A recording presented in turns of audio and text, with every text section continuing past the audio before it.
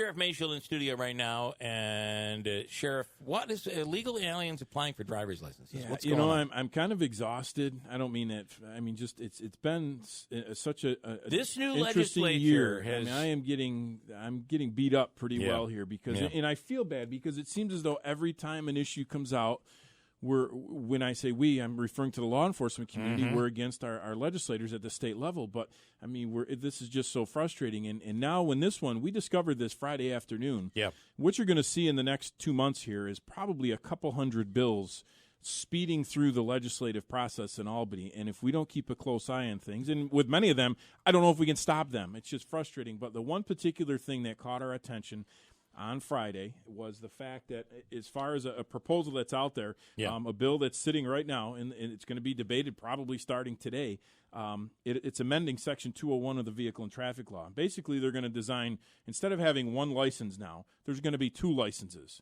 There's going to be a standard driver's license, and then there's going to be one that's for, I think it says for federal purposes, where people would have their commercial driver's licenses and whatnot. But basically, you merely have to show, for an undocumented individual, you would have to show proof of identity.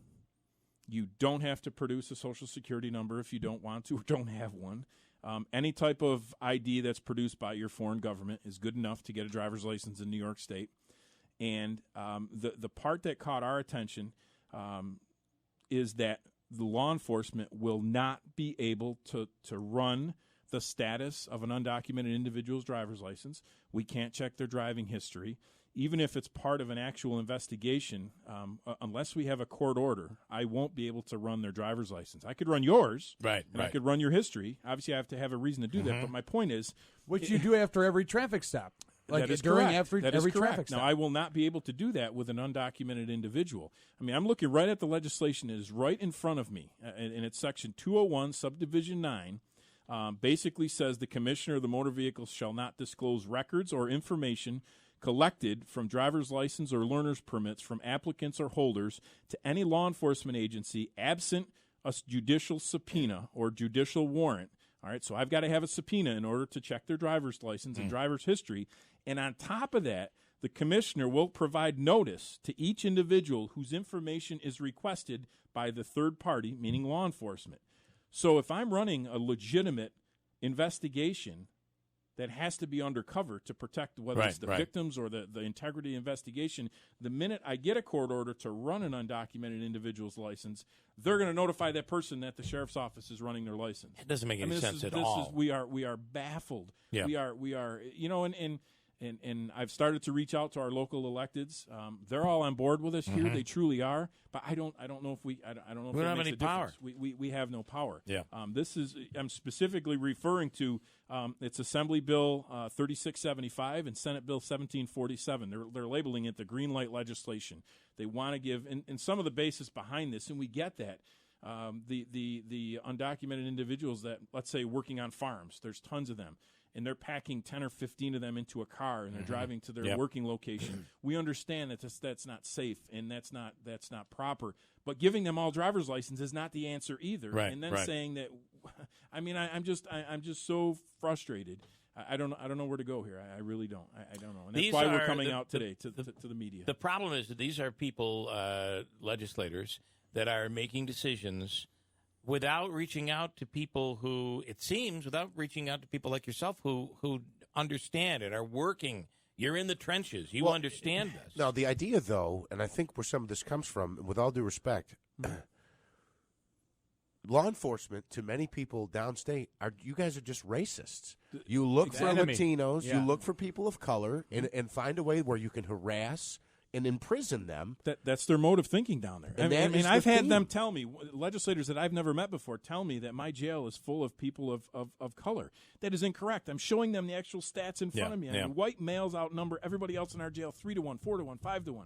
But this goes back to without reaching out to people like you and listening and understanding the real facts. And this is what they're going to believe. Some of these people making the decisions on this particular issue don't even drive, the legislators. They don't even own a car. They don't. Which is typical I know of that New for York a fact. City. They don't. Yeah. They don't even drive because Yeah. they live downstate and they use public transportation and they have drivers and whatnot. They don't even. So it just. I mean, seriously, I can't. I can run your history. I can't run theirs. And if I run theirs, they're going to notify them immediately that the police are running their driver's license. But let me ask you this: in that particular case, well, you said you'd need a subpoena for it. But I mean, if you pulled me over and you ran my history. Sure. You're right behind me, pulling me over. Sure. Same thing with one of these individuals. If you're maybe he's right behind you, but maybe not. Right?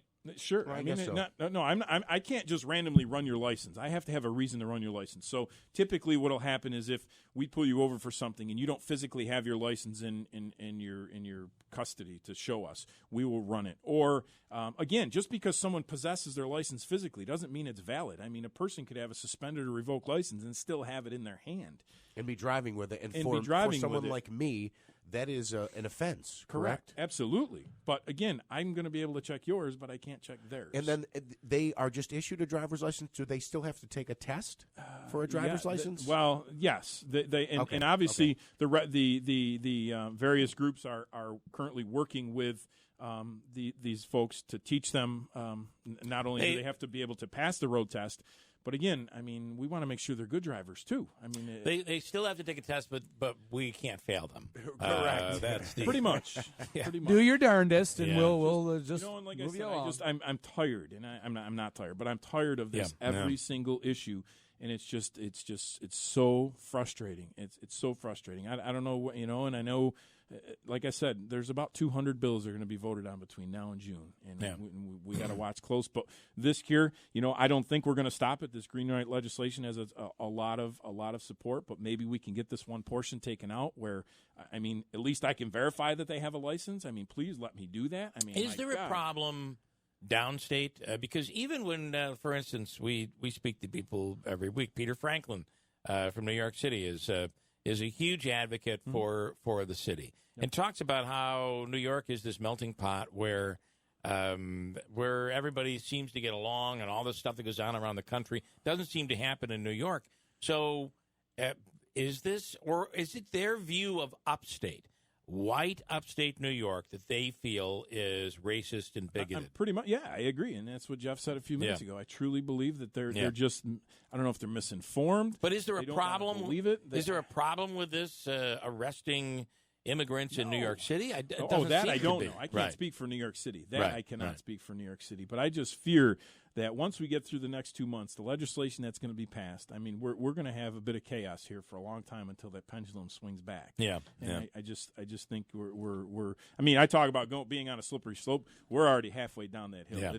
I mean, it's going to be hard to stop any of this at this point. I obviously don't know this, but I almost feel like some of this comes from a lawmaker runs for office. They're at a community-type setting, and someone says, well, one time I got pulled over, and this is what they did to me, and then they did this, and they didn't have any reason to do it. And someone says, well, that's where we're drawing the line. We're going to stop this kind of abuse from happening. And it may have happened or it may not have. If it did happen, it was a one in a million, type of an offense. So then they craft legislation around it. I just can't believe it. And again, to the point about, I will say there is one good thing here. When you're providing, one of the big problems with illegal immigrants is you don't know who they are as law enforcement. At least now they would have some type of identification. Well, it's not necessarily their real name or real age or real location. It stems from some documentation from there. We are going to be forced by this legislation to take that identification on its face, that it is true. We know whether we're talking about someone that's undocumented or a regular person. I mean, how many times have we seen forged IDs and false identifications for a multitude of things? Right. That's why we rely on our computer system to verify whether it's fingerprints or running a DMV check, whatever, to verify someone's identity.